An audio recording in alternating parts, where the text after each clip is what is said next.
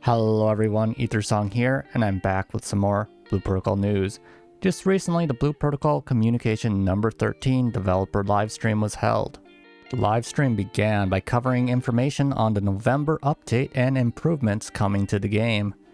This update will be adding a variety of content, including things like new missions, field areas, adjustments, and a number of quality of life features. They selected a few topics to go into more detail about, starting with the limit break system. This system allows you to combine the same equipment with select materials to increase the power of the equipment. When combining two weapons, the new weapon socket slot number will be based on whichever weapon had the most socket slots when combined. In addition, you can choose which special abilities or plugs will be inherited. Currently, limit break can be done up to 5 times. As an equipment's limit break level increases, the number of materials to reach the next level also increases. In addition, there is a chance for failure when increasing equipment limit break level. For Battle Imagine, increasing limit break lowers the cooldown of the Imagine. In addition, at level 5, a special ability is added to the Battle Imagine. For example, this Battle Imagine has its elemental buildup increased. What special ability is gained depends on the Battle Imagine. The next topic discussed is about direct equipment drops from missions being increased. This increases the chance of equipment such as weapons or Enhance Imagine to be received as mission rewards without the need to craft them. This is most likely because multiple of the same equipment will be needed for the new limit break system. Continuing on, the next change to the game allows players to change their class outside of towns. Up until now, players had to return to one of the main towns to change classes, but it is now possible to do so in field areas as long as the player is not engaged in battle. Moving on, the amount of gauge consumed while dashing on a mount has been decreased by about half, allowing players to dash on their mounts for nearly twice as long.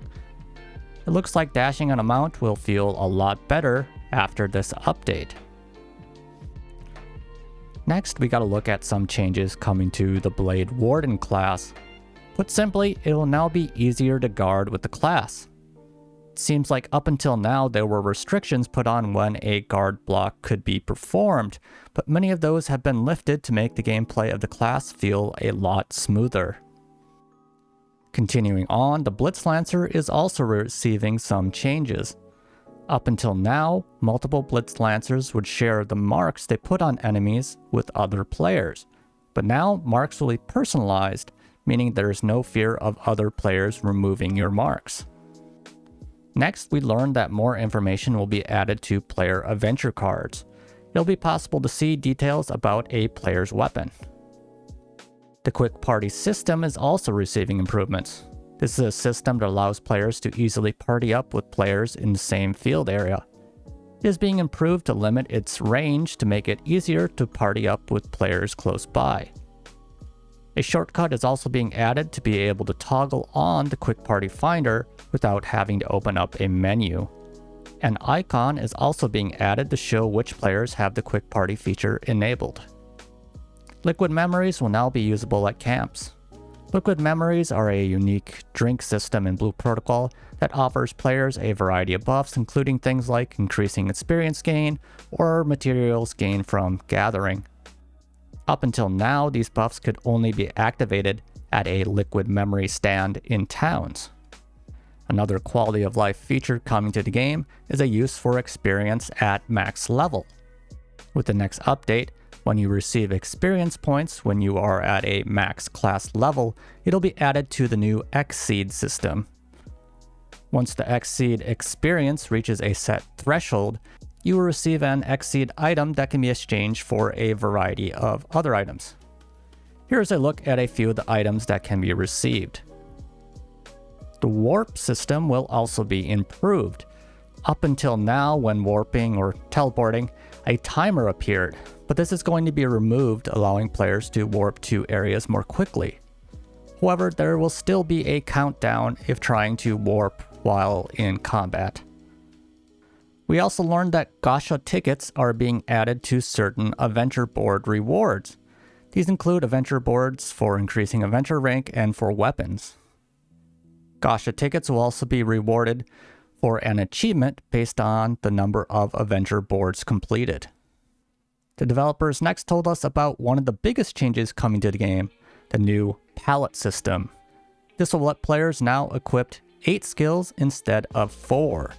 It'll be possible to switch palettes by either toggling or holding a button. We can see the palette system in action here.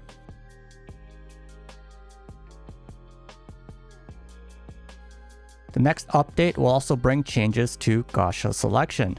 We can see some Christmas-themed clothing here.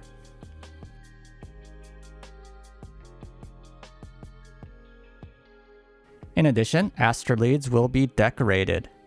I was a little let down when we didn't get the town decorated for Halloween, but it's great to see them doing it for this event. Returning back to the Gasha, there is an Air Rider mount Gasha also being added. We can see it in action here.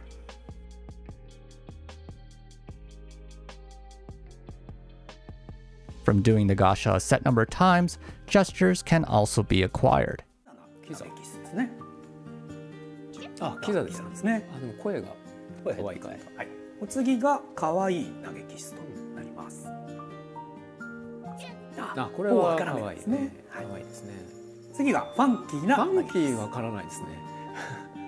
ファンキー。あ、そういう感じなんだ。はい。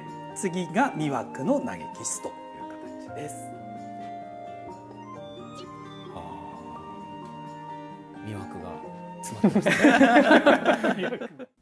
As always, there will be a monthly event that allows players to unlock a variety of clothing. Looks like we have a snowman suit and reindeer antlers here. We also got a quick look at the new defense battle mode coming to the game. In this mode, 18 players will work together to defend the city from an enemy invasion. Blue crystals can be seen in the field. These are gates from which the enemies spawn. It is possible to destroy these and stop enemies from appearing from that location during that wave. There are certain enemies that focus on destroying the gate and others that focus on attacking players. This will be coming in the December update. Overall, it is great to see a number of improvements coming to the game. It feels like the developers are aware that there are problems with the game and are working to fix them.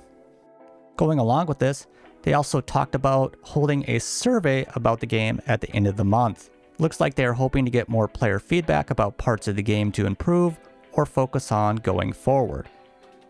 Seems like the global version of the game may have a stronger start than the Japanese version if they incorporate all these changes into the launch. I am personally excited to try out the new palette system, and I am looking forward to the new defense battle mode. What did you think of these changes? Let me know in the comments, and as always, thanks for watching. Later!